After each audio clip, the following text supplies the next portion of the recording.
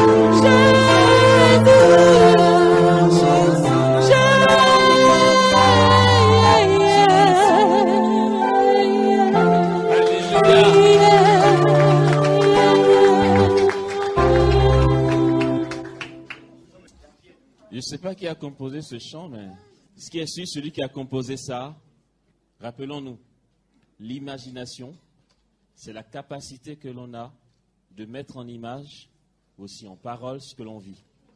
Celui qui a composé ça, il a quelque chose dedans. Merci. Ok. Nous étions à la partie où l'Esprit Saint nous conduit donc à laisser tomber toutes les images qui existent déjà. D'accord ?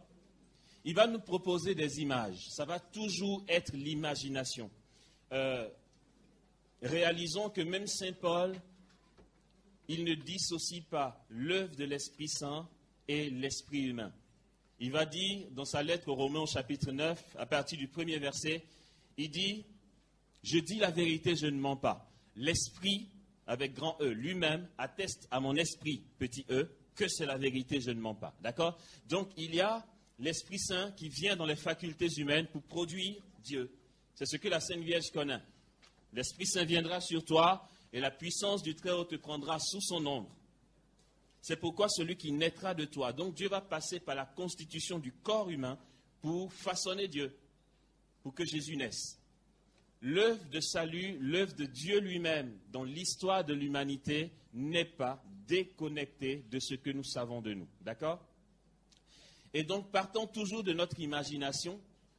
Quand on va se mettre à faire oraison, les fois d'après, on va chercher toutes les images qui existent, on va voir que c'est de la gnognotte. Ça ne nous rejoint plus. Le Seigneur a épuisé tout ce qui en nous avait besoin d'être rejoint par les images qui existent. On va commencer à imaginer nos propres images. On va se dire, ok, je vais imaginer, mais pourquoi je n'imaginerai pas Jésus qui, par exemple, est présent ici devant moi? Alors, on joue avec l'imagination et puis c'est cool pour moi parce que je suis un artiste. Donc je me dis, ouais, écoute, un manteau bleu, d'accord, une tunique rouge. Alors moi, je lui mets des yeux verts, par exemple. Des yeux verts qui pétillent, me regardent avec un sourire ou encore un regard d'amour. Mais ça ne regarde personne, c'est moi qui imagine comment je veux que Jésus me regarde. Voilà. Je me fais mon ambiance, d'accord? Je crée mon ambiance. Je ne suis plus dans les images de peintre, je suis dans mes propres images que l'Esprit Saint m'inspire. Et puis donc là, je me fais un Jésus qui correspondra à mon besoin actuel. Et puis une fois que ça y est, c'est trop bien. Je suis avec lui, avec mon Jésus, tel que je le vois. À cette étape-là, comme moi ça m'arrivait en tout cas, j'étais encore néophyte, je venais de rencontrer le Seigneur. On partait aux retraites ouvertes. Et puis les gens me trouvaient bizarre. Mes amis avec qui j'étais à la retraite ouverte me trouvaient assez bizarre. Parce que pendant la louange, vous savez, l'animation où les gens dansent avec des foulards, et puis ça transpire et tout. Moi, je suis soit assis, soit debout, mais je suis comme ça. Et puis je regarde l'assemblée danser. Là, mon imagination est à fond les ballons. Vous savez, j'imagine, c'est mon imagination. Je prie en imaginant qu'est-ce que Jésus peut être en train de faire maintenant que son peuple loue. Et puis, allez, j'y vais. Je me dis, il est content de la louange. Ok, la Bible dit qu'il siège au cœur de la louange de son peuple. Donc, il est là. Et puis, je le vois juste au-dessus de l'assemblée. Et puis, il y a une dame qui est en train de danser, elle sort toutes les phases. Et puis, je vois Jésus qui sourit en la regardant. Et puis, il y a une bénédiction qui sort de son cœur. Et puis, il regarde l'autre côté et puis il bénit aussi l'autre côté. Je ne vous dis pas que c'est la réalité. Je n'en parle à personne, ça ne regarde personne. Moi, pendant la louange, je contemple mon Jésus avec mon imagination et je me plais à rester là. De longues minutes, ça peut durer une demi-heure, 3/4 d'heure. Je l'imagine et après il descend et il se balade dans la foule qui danse et il bénit par-ci, il bénit par-là et les grâces sortent. Et moi, je suis là, je me régale. Pure imagination, ce que j'étais incapable de faire au début de l'oraison. Mais vu que l'Esprit Saint fait grandir cette capacité de l'âme en nous, on perçoit Jésus tel que notre état d'âme à nous veut le percevoir. Voilà.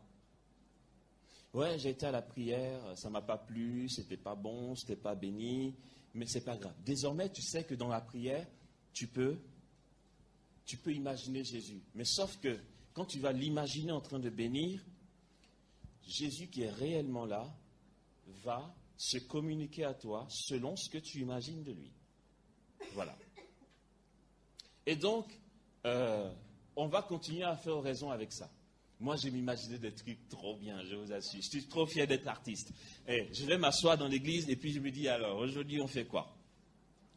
J'imagine les cieux qui s'ouvrent, les nuages qui s'ouvrent, il y a une lueur avec un rayon qui vient jusqu'à moi dans mon oraison et Jésus qui apparaît du paradis avec son cœur sacré, et qui est content de me voir en train de le prier, et il me bénit. Et puis les bénédictions sortent de son cœur pour moi, et je suis là pendant 1 heure, et je kiffe. Je n'ai pas envie de bouger. Et je prie. Voilà. Et dans ces moments-là, comment vous voulez que je sorte de tout ça pour dire, Seigneur, mon examen, et puis telle chose, ça n'a même plus d'importance. Je suis avec Jésus et je suis bien. Dans la continuité, je vous saute les étapes parce que je ne vais pas vous dire tout ce qui se passe tous les jours, c'est par période. Quand tu finis avec ça, le Seigneur fortifie ton imagination. Je vais vous dire comment ça marche. La première fois que Amos a reçu une parole de connaissance, je ne sais pas pour les autres comment ça marche. C'est vrai, c'est un charisme. Et à la suite du cheminement de 7 semaines, quand tu reçois l'effusion, tu peux demander la parole de connaissance. L'Esprit Saint te donne, c'est vrai. Mais moi, le tournant, le virage qui m'a fait prendre pour aboutir à ça, en fait, c'était pas plus une parole de connaissance immédiate qu'un don de science qui dépasse carrément. D'accord ? Le don de science, c'est ce que l'on reçoit à la confirmation. Et le charisme de connaissance vient du don de sens. Donc, c'est une partie seulement. Saint Basile de Césarée dit que celui qui vit une communion avec le Saint-Esprit entre dans l'intelligence des mystères, les prévisions de l'avenir, la compréhension des choses cachées. Tu n'es pas dans la parole de connaissance immédiate. Qu'est-ce qu'on en a à faire? On s'en fout. On s'en tape complètement. Ce que j'aime dire, c'est que notre fondateur, Ephraim, il m'a dit, écoute, Amos, laisse tomber le charisme, la vie charismatique. C'est comme un chewing-gum, tu sais, quand tu commences, c'est sucré, après, il n'y a plus de saveur. Il faut que tu entres dans l'intimité à Dieu, dans le cœur à cœur avec Dieu, dans la vie mystique. Passe des charismes à la vie mystique. J'ai fait à la radio, je crois qu'ils ont encore l'enregistrement, un enseignement sur les charismes, les manifestations du Saint-Esprit, où j'ai fini en parlant des charismes d'ordre mystique ou d'union à Dieu. Vous allez chercher ça dans beaucoup de bouquins, vous ne verrez pas. Parce que c'est une réalité. L'on peut grandir dans la croissance de la vie charismatique à travers des charismes d'ordre mystique ou d'union à Dieu. Et ça vient de l'oraison. J'ai animé un pèlerinage, vous savez, c'était à Samson, je crois, à Issia. Il y avait une dizaine de milliers de personnes. Et puis, on m'avait proposé, on dit, écoute, les frères et sœurs de la communauté vont te rejoindre pour donner les paroles de connaissance. J'ai dit, mais qu'est-ce qu'on en a à faire? Vous avez 10 000 personnes, vous voulez donner des paroles de connaissance. On va rester jusqu'à quelle heure? 3 jours? Pour que chacun soit satisfait? On n'a pas. Moi, je suppose qu'il y a des grâces supérieures à recevoir. L'union à Dieu. Ce jour-là, qu'est-ce qui s'est passé? Le Seigneur me disait, tu vois la bâche qui est là-bas, tu vas en dessous, il y a des guérisons. C'est ce qui s'est passé à Saint-Étienne, là. Pour ceux qui ont suivi à la radio Espoir. Là, pas plus tard que ce matin. Le Seigneur dit, va sous la bâche, les gens guérissent. Je vais sous la bâche, les gens guérissent.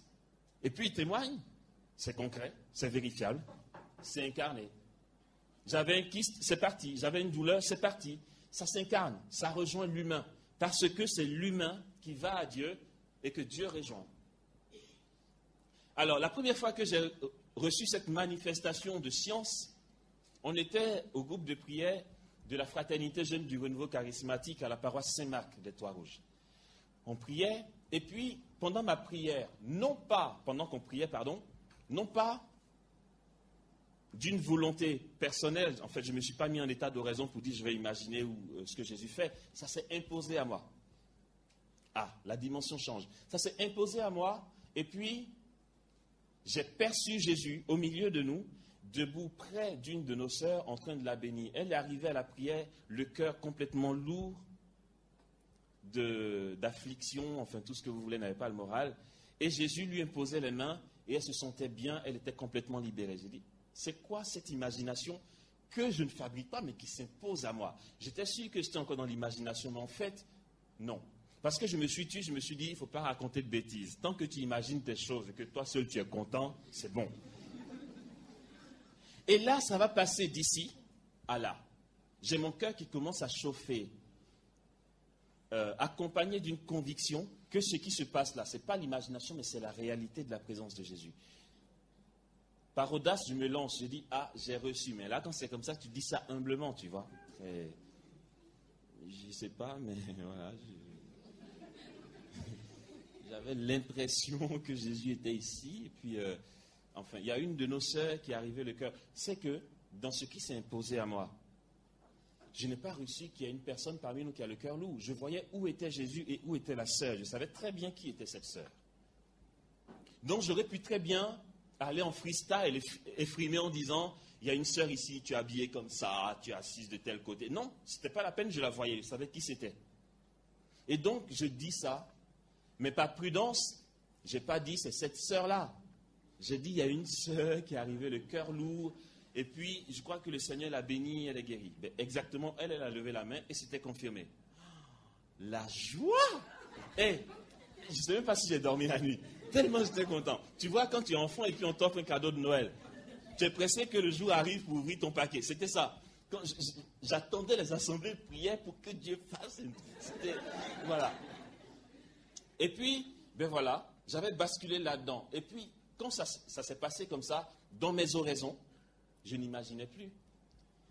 Je faisais les étapes dont on a parlé, l'introduction, l'invocation au Saint-Esprit, et ça s'imposait à moi. Je voyais Jésus en face de moi, et j'avais la conviction qu'il est réellement là. Les gens m'ont dit, mais attends, comment il fait Amos? Il dit, ici il y a le feu, regardez, je vais venir là, vous allez brûler. Et puis, il y a le fleuve qui coule ici. Et puis, venez dans le fleuve, vous allez être bénis par le Saint-Esprit. Et puis, toi, le Seigneur te guérit. Et puis, toi, ci, toi, là. On dit, mais comment il fait? Comment il fait? D'accord? Ça a été des moments où j'ai été m'asseoir dans le secret de la paroisse où j'ai fait mon oraison. Voici comment on grandit. Voilà pourquoi j'ai commencé par dire au début que celui qui prend au sérieux ce qu'on dit ici et qui rentre là-dedans, il ne sera plus un chrétien consommateur. Il fera partie des leaders. Il va entrer dans la connaissance de Dieu. Voilà. Voici comment ça marche. Et donc, j'ai continué à faire oraison comme ça. Je m'assois et ça va. Si je brûle les étapes, je vais vous dire comme ça, peut-être que ça va vous donner envie. Aujourd'hui, et Dieu. J'ai commencé à faire oraison, ça fait peut-être 17-18 ans maintenant. Il y a du chemin. Bien sûr que celui qui débarque et qui voit comment le Seigneur opère à travers un ministère charismatique se dit, mais ce gars-là, il vient d'où, il sort d'où? Et puis certains commencent à dire, non, Amos, il exagère ces histoires de je vais toucher le sol et puis vous allez guérir. Mais quoi? Quoi? Si je continue d'aller me présenter devant Dieu pour faire oraison et qu'il continue de mettre encore, je fais quoi? Il ne va pas s'arrêter à un point en disant, ouais, bon, ça, les gens ne connaissent pas encore. Non. Vous connaissez ce témoignage? C'était il y a 1 an et demi. Je suis arrivé pour le forum des leaders et puis je sortais de la maison de la communauté des béatitudes. Scène ordinaire, je descends du taxi, je rentre et puis il y a une femme qui sort. Je ne la connais pas, mais elle me connaît. Bon, d'accord? Il me dit, Amos. Je dis, madame.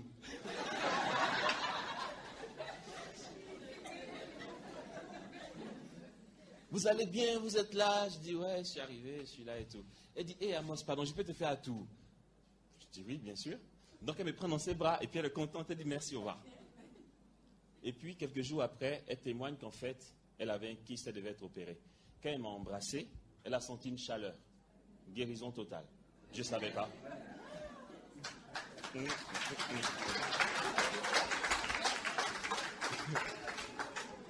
Ah, j'espère que ça va vous donner envie. Je creuse. Non, c'est vrai qu'il faut aller à Dieu. Il faut se faire capaciter, après il gère, je vous assure. Les fruits après, c'est des retombées énormes. Ok? Je vais avancer. J'ai dit que notre vie spirituelle pourrait, parce que c'est jamais systématique, se départager en 2 parties. Le temps de consolation et le temps de désolation. D'accord? Le temps de désolation, en lui-même, va se couper en 2 autres parties. Le temps de désolation va se manifester comment? Nous sommes à un carrefour très important et je demande votre attention. C'est là où beaucoup vont baisser les bras. Ce carrefour-là, entre la fin du temps de consolation et le début du temps de désolation.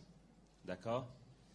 On a connu, j'ai connu avec moi pas mal de personnes en tant que nouveaux convertis, des jeunes zélés, tout ça, et puis on ne les voit pas. Ce qui fait qu'en général, nos groupes de prière sont en perpétuel renouvellement. Il y a des têtes qu'on voit, on ne les voit plus. D'autres viennent, ils recommencent, Quand ils arrivent au carrefour, on ne les voit plus. D'autres viennent, on recommence. Et puis on dit, mais pourquoi la communauté religieuse là-bas, quand on part, il y a des miracles et tout, Dieu agit puissamment. Et puis dans nos groupes de prière de dimanche, c'est toujours les mêmes choses. C'est le carrefour qui va déterminer. On va en parler maintenant. Ce qui se passe dans le temps de consolation, pour celui qui a un bon motif, on a parlé des motifs, rappelez-vous, qui a rencontré Dieu et qui se dit ça promet, d'accord? Il s'engage, il dit Seigneur, je veux venir à ta suite. C'est le nouveau converti qui fait l'expérience de la puissance de Dieu dans sa vie, la puissance de l'amour de Dieu et qui dit Seigneur, je veux te donner ma vie, je veux vivre avec toi, prends tout, etc. C'est un temps où on est pas mal dans l'illusion. On n'est pas très, très réaliste. On prie, on a commencé l'oraison, ça marche. On se dit c'est bien, je suis priant, je prie des heures. Quand c'est le cas déjà.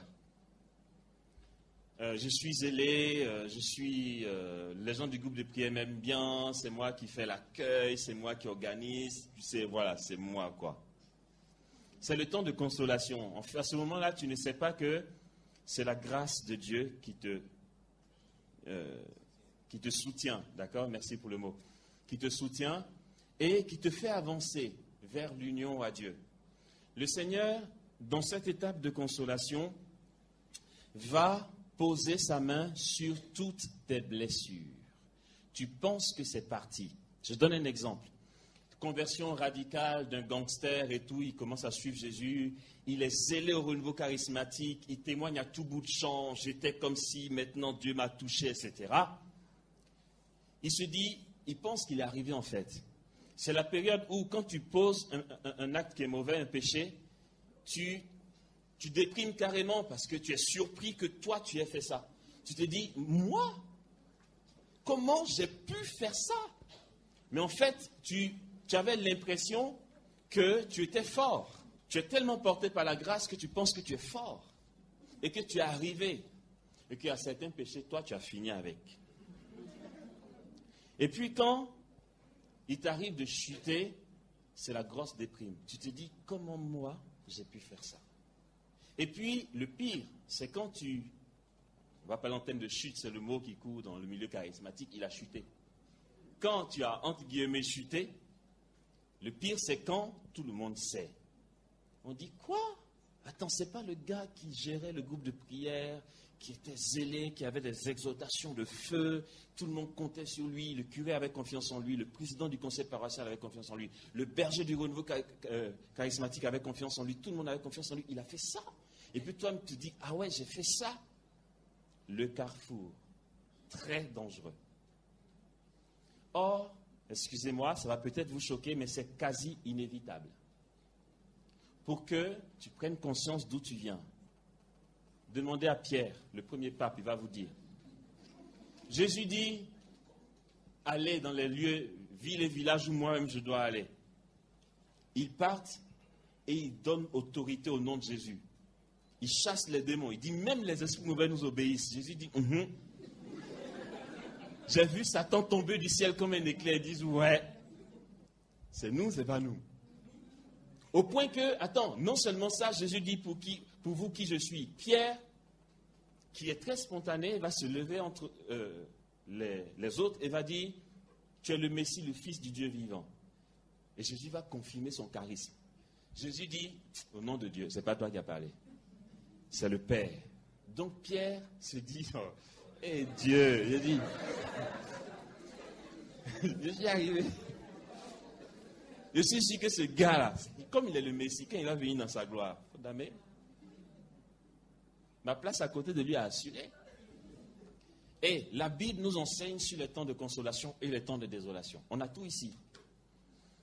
Et puis, ce qui va se passer, c'est que les galères de Pierre vont commencer quand Jésus va commencer à descendre à Jérusalem. Parce qu'à cet événement-là, juste après cet événement-là, Jésus doit rentrer à Jérusalem, où il doit souffrir et mourir. Donc, 2 secondes plus tard, Jésus leur dit, ok, bon, en fait, maintenant, il va falloir qu'on marche vers Jérusalem, où le Fils de l'homme doit souffrir, il va mourir. Comme Pierre, on dit c'est le Père qui l'inspire. Il pense qu'il est arrivé. Il dit non, ça ne va pas t'arriver. Et là, Jésus dit, passe derrière moi, Satan. Tu es un obstacle sur mon chemin. Bon, c'est le moment où ça commence à se gâter. Tu te dis, mais... Attends, je suis inspiré ou pas là? C'est quasi inévitable que tu reviennes à la réalité. Je donne souvent cet exemple parce que je suis artiste. Vous me comprendrez. Quand je peins, j'ai mon pinceau, les peintures, et puis j'ai un bol ou encore un tupperware où je rince mes pinceaux avec de l'eau. Et puis supposons que c'est l'heure de la prière ou encore j'ai un entretien ou un rendez-vous, je laisse tout là, je pars. Vous savez, l'eau, je rince mon pinceau, c'est très sale. Et puis quand je pars, je fais 1 heure, 2 heures, 3 heures, 4 heures, 5 heures, je reviens. L'eau est quasiment propre. Toute la crasse a pris le temps de descendre. C'est tout au fond. Ça, c'est le temps de consolation. Tes blessures, lorsque tu étais gangster, tu penses que c'est parti d'un coup? Je vous parle d'incarnation. L'union à Dieu ne passe pas par une baguette magique. Sinon, Jésus ne serait pas mort. S'il pouvait faire ça, non. Dieu croit en nous. Il nous a fait autonomes, on a un libre arbitre. L'homme a péché, c'est irréversible. Vous voulez le savoir, c'était irréversible. Quand on a désobéi à Dieu, on était condamné à la mort. Même Dieu, dans sa toute-puissance, mais qui est limitée, vous allez être surpris. Dieu a une toute-puissance limitée. Dieu n'est pas tout-puissant pour faire le mal. Il est incapable de faire le mal. Il a une toute-puissance d'amour. Quand on dit « je crois en Dieu, le Père tout-puissant », c'est parce qu'il est tout-puissant pour faire que l'amour. Il ne fait pas le mal. Dieu qui a une toute-puissance d'amour ne peut pas se dédire. S'il vient comme ça d'un coup de baguette magique sortir les hommes de leur condamnation, ça ne respecte pas l'ordre que lui-même a établi. Du coup, le conseil de la Trinité s'est dit comment on peut détruire le péché. Or, le péché n'est pas un état isolé en dehors de l'homme. Il n'y a de péché que parce que les hommes pêchent. Le péché et l'homme, ça fait un. Comment détruire le péché sans détruire l'homme que nous avons appelé à l'existence? Pour que le péché soit détruit, il faut détruire l'homme pour que le péché soit détruit avec lui. C'est pourquoi il s'incarne. Il se fait homme et il meurt pour détruire le péché à l'intérieur. D'accord? Ça ne se fait pas comme ça. Tu as été gangster et puis du jour au lendemain, tu as été percuté par la parole de Dieu. Qu'est-ce que tu crois? Tu penses que, ouais, c'est fini. Non. Ça repose en bas, comme mon godet. Maintenant, le temps de désolation, c'est l'instant où le peintre revient et qu'il a besoin de réutiliser l'eau. Dès que tu mets le pinceau et que ça touche le fond, quand tu relèves le pinceau, tout ce qui est en dessous, ça remonte. Or, tu as fait un chemin dans l'oraison. La présence de Dieu commence à grandir en toi. Ça grandit, ça prend de l'espace jusqu'à aller toucher tout ce qui reposait en bas. Il va falloir tout faire ressortir pour que tu sois complètement animé que par Dieu. À ce moment-là, tout ce qui remonte. Si tu étais gangster, dans ce croisement dont je parle, tu recommences à avoir envie de voler, de te bagarrer, de faire des braquages. Pourtant, on t'a connu comme le charismatique. Mais no panique. En fait, le Seigneur s'occupe d'enlever ce qui était posé en bas. Ce n'est pas une régression. Certains, à ce moment-là, disent, Seigneur, donne-moi de retrouver mon état premier. Ça aussi, c'est une erreur. Sinon, tu retournes en case départ. Il va falloir gérer ce qui est là maintenant, tel que c'est. Il faut que le Seigneur enlève toutes tes blessures et toutes tes crasses si tu espères un jour être uni avec lui dans le paradis pour l'éternité et devenir Dieu de Dieu, c'est-à-dire il n'y a plus aucune ténèbre en toi. Le temps de désolation, c'est le moment où Dieu commence à enlever les crasses qui reposaient. Et c'est à cet instant-là que tout bascule. C'est comme un engrenage. Parce que tu as été capable de faire un péché que tu faisais avant ta conversion et que manque d'accompagnement spirituel, donc manque d'information, tu désespères, tu déprimes, tu baisses les bras, tu démissionnes, ta vie de prière prend un coup. Or, c'est pire. Moins tu pries et moins tu as envie de prier. Or, si tu ne pries pas, les ténèbres gagnent du terrain. C'est un temps compliqué, les temps de désolation. Voilà pourquoi je dis à ce moment-là, beaucoup baissent les bras. Si tu ne traverses pas cette période-là, tu ne connaîtras jamais dans ta vie ce qu'on appelle les charismes de puissance, qui sont la guérison, la libération, le charisme de foi, les miracles. Tu ne connaîtras pas ça. Les miracles créateurs et tout, tu ne connaîtras pas. Pourtant, quand tu as pu dépasser cet état-là et que tu grandis en Dieu, ça se fait comme ça. C'est pas compliqué. Tu touches quelqu'un et puis il guérit. On te fait un tour. Et puis le kyste, il s'en va. C'est un moment qui est chaud. Moi, je rends grâce à Dieu pour mon parcours. C'est que, certainement, à ce moment-là, à ce croisement-là, je me suis retrouvé à la communauté de béatitude avec un accompagnateur spirituel et des personnes averties qui m'ont aidé à assumer ce moment-là. Je ne veux pas dire que j'en suis sorti. Demandez-moi, je vous dis. Non. De toute façon, c'est mon accompagnateur spirituel qui sait mes galères. Mais quand tu es bien entouré, il s'agit de rester calme. Il ne faut pas paniquer. C'est un moment super béni. C'est le moment où tu connais l'humilité, tu connais la pauvreté, la simplicité. L'orgueil est brisé. Tous les actes de nos vies qui font mal à notre ego, c'est bon. Parce que là, tu dis, Seigneur, je ne peux plus. Là, tu réalises que tout ce que tu as fait avant dans le temps de consolation, ce n'était pas toi. Et puis, donc, Jésus rentre à Jérusalem. Acclamation. Hosanna au fils de David. Et puis, bon, c'est ce qui suit après. Pierre n'a pas encore compris. Il est têtu. Non, Pierre est têtu. Ce que sœur Emmanuelle de Medjugorje, qui est l'une des premières sœurs de la communauté des béatitudes et qui est à la maison de Medjugorje, qui fait un travail extraordinaire parce que c'est elle qui travaille avec les voyantes de Medjugorje, qui écrit des bouquins, qui analyse les messages et tout. Elle dit dans un de ses enseignements que lorsque, à la Sainte Seine, Pierre dit, même si tous t'abandonnent, moi je ne t'abandonnerai jamais. Elle dit, Pierre, à ce moment-là, aimait Jésus de tout son cœur. C'était sincère. Il pensait vraiment ce qu'il disait. C'était vrai. Il le croyait. Il aimait Jésus de tout son cœur. Pourtant, elle continue en disant que la profession de foi d'Israël ne consiste pas à aimer Dieu de tout son cœur.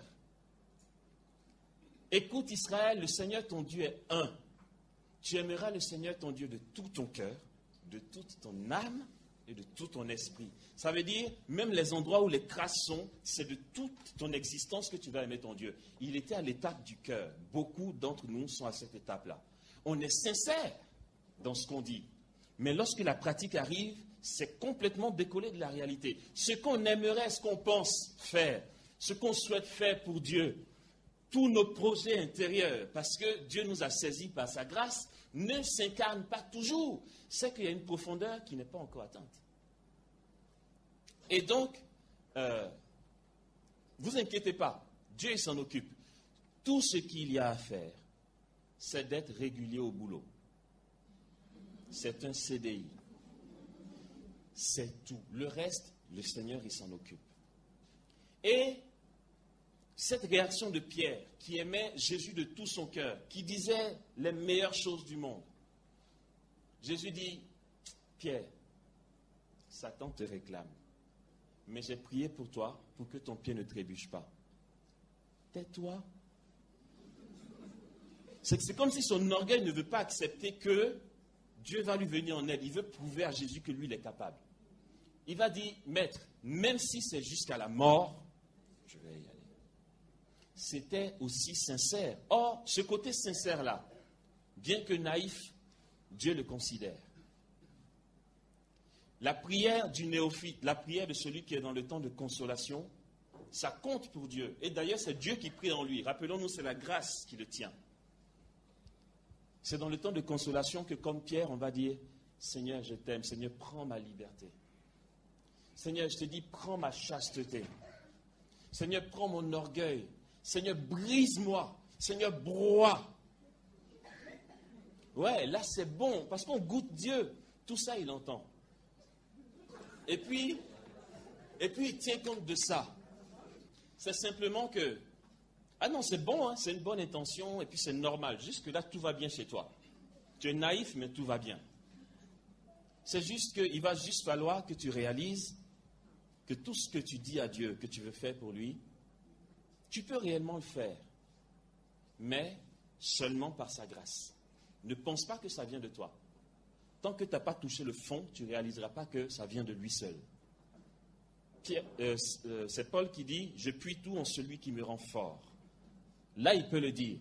Parce que tant que c'est Dieu qui le rend fort, il peut tout. Mais quand il n'y a pas Dieu, il ne peut pas. Et puis, on connaît l'histoire de Pierre, Irénée le maître. Tout ça, c'est sous le contrôle de Dieu. Parce que Jésus l'a prévenu.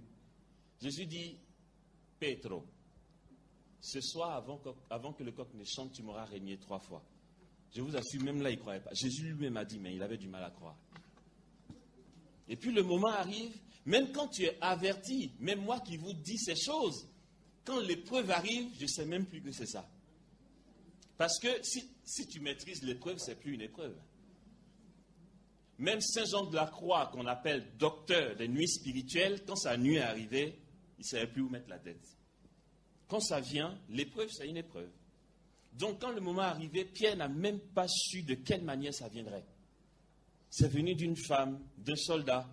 Attends, tu n'es pas un de ses disciples? Il a complètement oublié sa conversation avec le maître. Ah non, non, je ne le connais pas. Et puis là, l'ambiance commence à être angoissante. Tu vois, on a arrêté le maître. Et puis on commence à le battre, on lui crache dessus. Et puis il y a une fureur des bourreaux. Et puis les Romains sont en fureur, et puis les Juifs sont en fureur. Et puis tu vois l'ambiance, il y a une déconnexion de ce que tu veux faire, puis ce que tu vois là. Pierre dit, ah, au nom de Dieu, je ne le connais pas. Bon, il réunit 3 fois le maître, et puis le coq chante. Et puis il croise le regard de Jésus. La mort, je t'assure, là tu es brisé, tu es broyé, c'est tu es broyé quoi. Ton orgueil est brisé, c'est-à-dire que tu as mal à ton orgueil au point que... C'est pour ça que j'aime bien la Passion du Christ de Mel Gibson. Après le reniement, il croise la Vierge Marie. Et tout de suite, il confesse son péché. Hein. Il dit, je l'ai régné, mère, je l'ai régné. Et puis la Vierge veut le toucher, il dit non. Il se lève et il part. Il se sent sale, il se sent infidèle, il se sent humilié. Son orgueil a mal, il est brisé. Là, il perd tous ses moyens. Le Seigneur descend en profondeur. C'est un temps béni. Ah, c'est hyper béni. Ça va correspondre à quoi dans notre vie d'oraison? C'est le moment où tu n'as plus envie de prier. J'ai dit que le temps de désolation lui-même est partagé en 2 grandes parties. La première partie, ça va être ce qu'on appelle la purification active. La deuxième partie va s'appeler la purification passive. Et dans les 2 purifications actives et passives, vous avez la nuit des sens, la nuit de l'esprit, la nuit de notre mémoire et le refus de Dieu. Tout ça s'installe dans les 2 parties. Pourquoi purification active? Dans les débuts du temps de désolation, tu participes toi-même à ce qui t'arrive. C'est Pierre qui a régné Jésus. Ça vient de lui. Ou encore, tu n'arrives pas à prier, mais ça vient de toi. Ton heure d'oraison arrive et puis tu n'as pas envie d'y aller. Puis tu es fatigué. Parce que de toute façon, il n'y a que 3 jours, tu as fait le pire des péchés. Donc là, il n'y a rien qui t'encourage à y aller, te dire, ça sert à quoi? À quoi bon? Donc, tu ne pries pas. Et moins tu pries, moins tu as de l'autorité sur tes passions charnelles, et plus tu es attiré de l'autre côté. Et ça va de mal en pis. Purification active. Dans le mot active, il y a action. Tu participes, tu es en action dans ta propre nuit. C'est toi-même qui fais le choix du refus de Dieu. Alors, dans ces moments-là, qu'est-ce qu'il faut faire? Il faut bien noter, parce que c'est un moment délicat. Il faut absolument avoir un accompagnateur spirituel. que l'on va rencontrer régulièrement. C'est mieux d'en avoir un dès le temps de consolation. Mais au cas où tu ne l'as pas et que tu es en désolation, trouve-toi un accompagnateur spirituel. Parce que c'est vraiment un couteau à double tranchant le temps de désolation. Mais ne nous inquiétons pas, c'est une croissance vers Dieu. Il ne nous lâche pas. Quand on gère mal le temps de désolation, ça prend du temps, c'est tout. On ne voit pas les fruits liés au temps de désolation parce que ça prend du temps. Quand tu apprends à gérer, tu le traverses plus ou moins vite. Un accompagnateur spirituel, c'est quoi son rôle dans l'affaire? C'est que tu as besoin de parler à quelqu'un et à qui il faut. Quand tu t'es rendu compte que ta pauvreté refait surface, tu as mal et tu as besoin de parler. Je ne dis pas spécialement que tu as envie de parler. Je parle de besoin de parler. Il faut que tu parles. Tout ce qui est à l'intérieur, tout ce qui reste à l'intérieur s'amplifie. Dès que tu l'extériorises en le disant, l'abcès se perce. Si Dieu te dit, mon fils, tu vas voir, ça sera toi le successeur de Benoît XVI, et que tu n'as pas la sagesse de taire la promesse de Dieu jusqu'à ce que ça se réalise, et que tout de suite tu sors, tu dis, il paraît que je serai le successeur de Benoît XVI, tu le dis à tout le monde, tu gaspilles. Tu dépenses ce qu'il y a à l'intérieur. Si c'est une promesse de Dieu, garde-la, elle s'amplifie, et tu vois le jour. Si c'est un péché ou une crasse que tu gardes, tu ne le dis pas, ça s'amplifie aussi. Et ça te nuit. Or, pourquoi il faut avoir un accompagnateur spirituel? Parce que ce que tu as besoin de dire, ce n'est pas à ton frère ou à ta soeur qu'il faut le dire. Ce n'est même pas à ton berger du groupe de prière qu'il faut le dire. Ça ne le regarde pas. Là, on tombe dans ce qu'on va appeler le fort interne, contrairement au fort externe. Nos amis, notre responsable est concerné par notre fort externe, ce qui s'extériorise. Dès que ce n'est plus à l'intérieur et que ça touche une tierce personne ou que c'est visible de tous, c'est le fort externe. Là, tu dois faire transparence à ton responsable.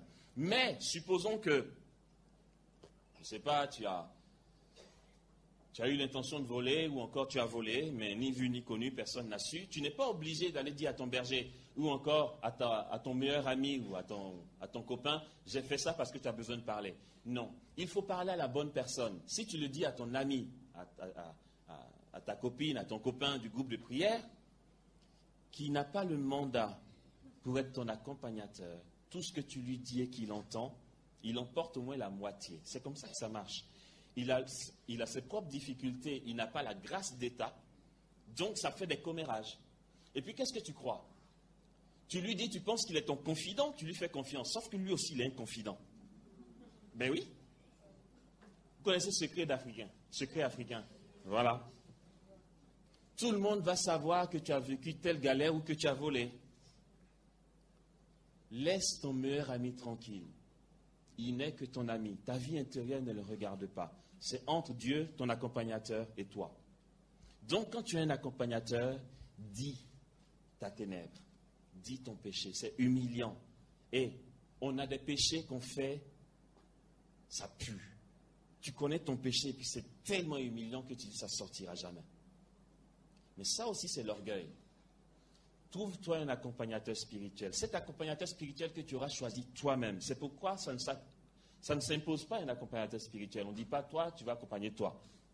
Tu n'as rien à dire, tu lui parles. Non, tu ne l'arranges pas parce que le jour où elle va être d'un coup dur, elle aura du mal à s'ouvrir à quelqu'un en qui elle n'a même pas confiance et qu'elle ne connaît pas. Regardons autour de nous. C'est peut-être un prêtre, un religieux, un consacré, un moine ou un laïc en qui on a confiance. On connaît sa vie spirituelle. On sait qu'il grandit bien en Dieu. On veut lui parler. Ça se choisit comme ça un accompagnateur, c'est une question de cœur, c'est un appel. C'est à lui que tu veux parler, tu es à l'aise avec lui. Tu le choisis, tu le lui demandes. Si c'est dans une structure ecclésiale, tu lui demandes, si c'est dans une communauté, tu passes par qui de droit pour qu'il soit ton accompagnateur. Une fois que c'est accepté, il a la grâce d'État. À ce moment-là, qu'est-ce qu'il faut faire dans les temps de désolation? C'est de lui dire, tu sais, hier soir, j'ai eu vraiment envie de tuer mon voisin d'à côté. Et dit tel que c'est. N'aie pas peur. C'est une ténèbre. C'est moche. Mais le fait de dire à qui de droit, tu prends ta ténèbre et tu la mets dans la lumière, car c'est une question de transparence. Quand tu fais de transparence, tu enlèves la racine de ton mal, tu le dis. Ça bascule dans la lumière. Or, dès que tu dis à qui de droit qui a la grâce d'État, parce que ça bascule dans la lumière, le Seigneur s'en servira comme un tremplin. Et ça va être là le lieu de ta bénédiction. Ce que tu trouvais être une puanteur est le lieu de ta bénédiction. C'est logique, c'est que cette grâce qui remonte, tu penses que tu es en train de rétrograder, est en fait une progression vers l'union à Dieu parce que Dieu enlève. Et tu peux faire une continuité de ce qui sort et le dire. Ça devient un tremplin. C'est pourquoi le psaume 138 peut dire « Où irai-je loin de ta face? Que j'escalade les cieux, tu es là. Qu'au Sheol, je descende, te voici. Mon Dieu, que tes voies sont insondables, incalculables. » Il dit « Même la ténèbre n'est point ténèbre devant toi. Car en ta présence, le jour comme la nuit est lumière. Ma ténèbre, la plus noire, quand je te la donne, elle devient un éclat de gloire. Le lieu de la pire ténèbre humaine, c'est d'avoir tué Dieu. Ça a été le lieu de la gloire éternelle. Ça a été là notre rédemption. Dieu est mystère. Dieu est au-dessus de notre entendement. C'est lui qui gouverne toutes choses. Et le catéchisme de l'Église catholique nous enseigne que les ténèbres, comme la lumière, entourent son trône. Et de là, l'Église nous enseigne que la providence divine consiste à disposer et le mal qui sévit dans le monde et le bien, gouverner les deux jusqu'à tout récapituler pour la victoire finale de Dieu. C'est lui qui gouverne les ténèbres. Et le Père François Xavier, qui a été modérateur général de la communauté des béatitudes, il disait souvent que le démon est le plus grand serviteur de Dieu. Malgré lui, il pense qu'il est en train de tout détruire, mais il ne réalise pas qu'il n'arrive même pas à la cheville de Dieu. Il se croit malin, mais Dieu est intelligent et Dieu gouverne tout. Quand le Seigneur le regarde faire, il pense qu'il a pris le dessus. Et puis c'est au dernier moment qu'il se rend compte qu'en fait, il a tout foiré. Il a excité les Juifs. Il a augmenté leur fureur, leur rage contre le Christ. Tout ça pour qu'ils souffrent et qu'ils n'aient plus figure humaine, comme dit Isaïe 53. Nous qui pensions qu'il était frappé et châtié par Dieu. Mais en fait, c'est à cause de nos douleurs qu'il a souffert. Et c'est dans ces meurtrissures, là où le démon a frappé, que nous avons la guérison. Et puis Jésus meurt. Et avant de mourir, il dit tout est accompli. Et quand il rend l'âme, Satan dit ah punaise, je me suis fait avoir. Oui, c'est comme ça que ça marche. Donc, dire ton péché à qui de droit fait basculer ta puanteur dans la gloire. Et ça te maintient en état de pauvreté et de vulnérabilité. Ça te laisse humble. Et puis, à ce moment-là, c'est là que commencent, bonne nouvelle, les charismes de puissance. Celui qui connaît un temps de désolation, celui qui fait l'expérience de ses anciens péchés, mais qui sait le gérer, qui sait le dire en toute simplicité, et qui est brisé même de le dire, rien qu'à l'idée de le dire, mais qui le dit quand même, et qui reste pauvre. Il n'imagine même pas une seule seconde la gloire qui est en train de se précipiter en lui. À ce moment-là, tu te sens rien, pauvre, pécheur. Et puis c'est à ce moment-là que les gens disent « Ah, mais tu as l'onction ». Et puis tu dis « Mais tu te fous de moi ou quoi ?» Ouais, c'est le même moment. C'est Jean Pliat qui, dans un de ses enseignements sur la puissance sur la prédication dans la puissance du Saint-Esprit dit ceci. Là, ce n'est pas moi. Ça rejoint carrément ce que moi aussi j'ai appris.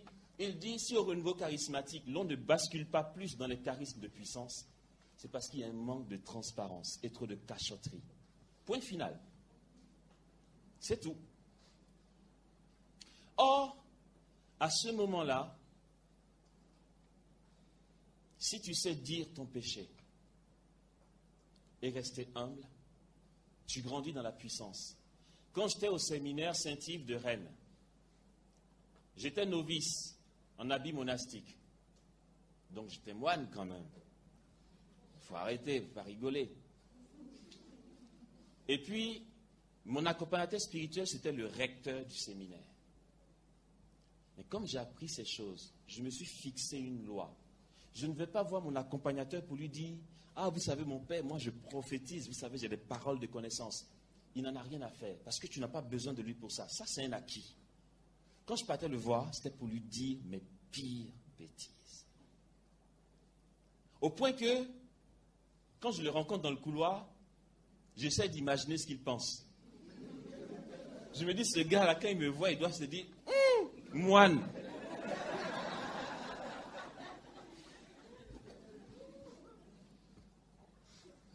Jusqu'à ce qu'un jour, il soit invité à la communauté des béatitudes où on avait un après-midi de guérison. Et puis, je donnais des paroles de connaissance, confirmais tout ça. Et là, il m'a dit, « Ah, tu as tout ça comme charisme ?» Je dis, « Ouais. » Et là, il m'a dit, « Tu sais quoi? Tu m'enseignes beaucoup, m'a-t-il dit. » Il dit, quand je me confesse à lui, limite, il rigole un peu, il me dit, « C'est ce qui me plaît chez toi, c'est que tu es cash. » Il dit pas, bon... Je voulais te dire, bon, mais en fait, c'est parce que, non. Si j'ai volé, je dis, mon père, bénissez-moi car j'ai péché. Que le Seigneur soit sur tes lèvres, machin truc. Je dis, mon père, hier soir, j'ai volé. Et puis, il y a eu avant-hier aussi, j'ai fait telle chose, telle chose. Ouais, j'ai fini. Puis, il me donne l'absolution. Puis, il dit, ciao, je m'en fous de lui. Je veux être béni par Dieu. Ce qu'il pense, ça le regarde. Il a la grâce d'État pour m'accompagner. Tant pis pour lui. S'il me critique dans son cœur, ça le regarde. Je veux être béni par Dieu. Et quand je finis, je suis libre. Et il m'a dit, tu sais quoi? Tu m'apportes beaucoup, tu m'édifies beaucoup parce que tu dis les choses. C'est ce qui fait qu'on a confiance en toi. Quand j'ai compris que si je fais transparence, je bascule dans les charismes de puissance, j'en ai pris les moyens. Ça, c'est les remèdes du temps de désolation. Je vais finir sur ceci. Saint Pierre apôtre a régné Jésus. Je ne sais pas si ça s'est passé comme ça, mais ça a été très beau que Mel Gibson manifeste ce qu'il a dit à la Vierge Marie, je l'ai régné. Il a confessé tout de suite. Bon, quel était son sentiment? On ne sait pas. Il est mort. Peut-être qu'il aurait aimé que Jésus soit vivant et qu'il aille lui demander pardon pour repartir à zéro. Mais il est mort. Et puis, peut-être que quelque part, ça l'arrange qu'il soit mort. Parce que comme ça, bon, voilà. Je ne sais pas, hein, je ne suis pas dans la vie de Pierre. Mais j'imagine son tourment. Les 3 jours que Jésus a fait aux enfers. Aux enfers, pas en enfer, aux enfers. Et puis, les femmes disent qu'en fait, le tombeau est vide. Vous imaginez Pierre, attends, il est comment? Soit c'est une joie pour dire, attends, si vraiment il est ressuscité, on peut parler. Soit il se dit, ah, il va falloir qu'on se rende les comptes. Je ne sais pas ce qu'il pensait. C'est sûr que c'était chaud. Ce n'est pas anodin qu'il ait couru avec Jean au tombeau quand ils ont appris la nouvelle. Bon, comme il était un peu papy, il était un peu derrière. Mais il est arrivé quand même. Et puis, en fait, il est ressuscité. Et puis les disciples d'Emmaüs, ils arrivent, ils disent, on l'a vu. Attends, il dit, attends, il y a un truc là. Quoi? Je lui dis quoi? Je lui dis pardon ou... Et puis Jésus apparaît. Et puis Jésus dit, la paix soit sur vous, quoi. C'est bon, il faut arrêter les scrupules. Parce que tous les disciples ont déserté, hein, vous savez. À part Jean qui est resté. Donc, certainement, tous se disent, ah, il est arrivé, bon. On n'a pas pu faire preuve de fidélité. Jésus apparaît, il dit, la paix soit avec vous, les gars. Et il n'y a pas le fait, regardez, c'est moi. Mais vraiment, il n'y a aucun souci, quoi. Baignez dans la paix, je suis ressuscité, c'est bon. il disparaît, il revient. Pendant 40 jours, il a apparu à plusieurs frères et sœurs, dit Saint Paul, tout ça. Et puis certainement Pierre se dit, mais c'est quand on va régler notre affaire? Parce qu'il vient, il parle à tout le monde et puis il part. Jusqu'à ce qu'au bord du lac de Tibériade, un de ces jours, ils étaient à la pêche. Saint Jean dit à Pierre, c'est le Seigneur. Quand il n'était pas vêtu, il saute à l'eau. Bon, bref. Et puis il les invite à manger du poisson. Et puis Jésus mange du poisson avec eux. C'est le maître, il a ses plaies, c'est vraiment lui. Et puis à ce moment-là, il dit à Pierre, tu viens, on fait un tour sur la plage? Ouh! C'est chaud. D'accord, ok. Donc ils y vont, ils marchent. Et puis Jésus dit, Pierre, m'aimes-tu plus que ceci? Puis Pierre dit, Seigneur, tu sais tout. Tu sais que je t'aime. On a la mauvaise traduction.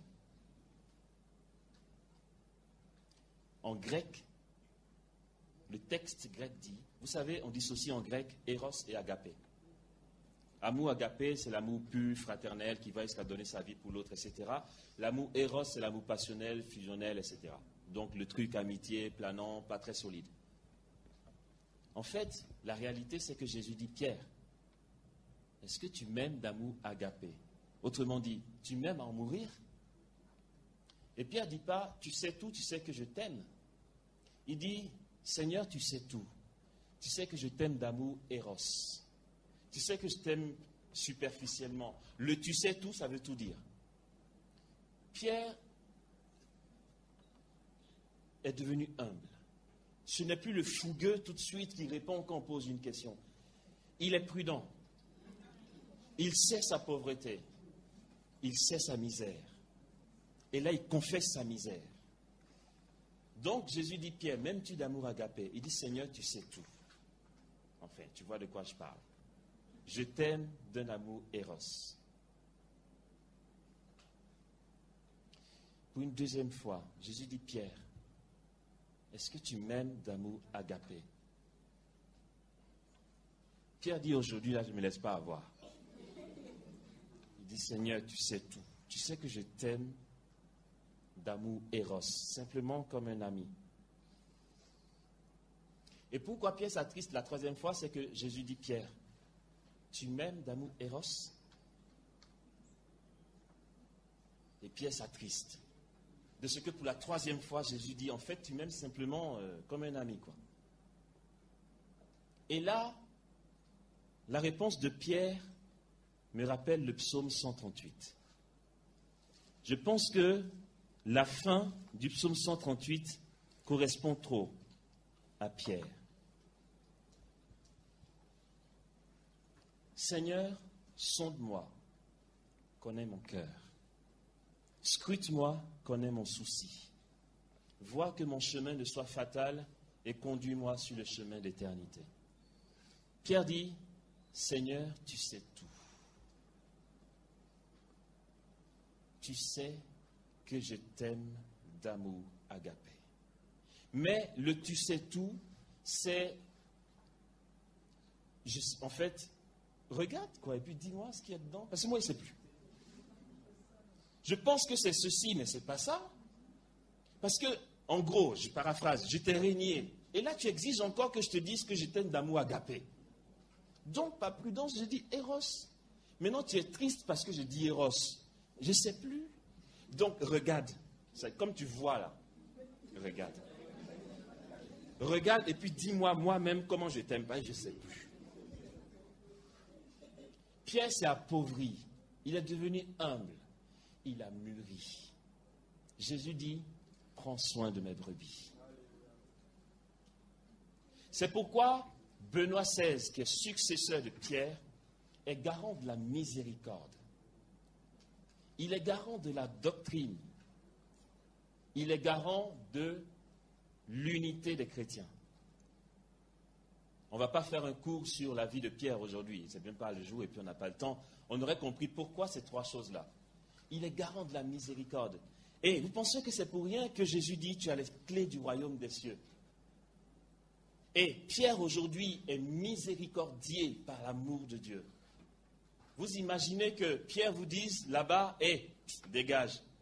Pierre est miséricordier et donc il est miséricordieux. On a une sœur à la communauté des béatitudes qui dit, moi si j'arrive là-haut, que Pierre veut faire le petit malin, je vais lui dire, oh, Cocorico, ça te rappelle quelque chose? Il dit, prends soin de mes brebis. Et puis c'est là, donc je finis dessus, que Jésus va lui dire, tu sais Pierre, quand tu étais enfant, tu allais où tu voulais. En fait, entendons, quand tu étais dans le temps de consolation, tu bougeais, tu étais fougueux, tu faisais ce que tu voulais. Maintenant que tu as grandi, que tu as mûri, tu vas lever les bras. Tu n'auras même plus d'idéaux. Tu seras complètement dans l'abandon. Un autre te mettra la ceinture au rein et te conduira là où tu ne voudras pas aller. Et l'Évangile nous dit que Jésus parlait de la manière dont Pierre allait le glorifier. Rappelons-nous, de tout son cœur, de manière sincère, il dit à Jésus, serait-ce jusqu'à la mort, j'irai avec toi. Jésus a pris acte. Qu'est-ce qui s'est passé? Pierre est mort pour Jésus. Mais seulement après que Pierre ait compris que ça ne vient pas de lui. Il a tout reçu de Dieu. Il se reçoit de Dieu. Toutes les belles phrases que l'on dit à Dieu pendant le temps de consolation, tout s'écroule à un moment. Mais ne désespérons pas. Dieu a entendu. Et c'est lui qui va nous donner de le faire. C'est pourquoi il dit dans l'évangile de Jean, au chapitre 15, le verset 5, « Demeurez en moi, car sans moi, vous ne pouvez rien faire. » Amen.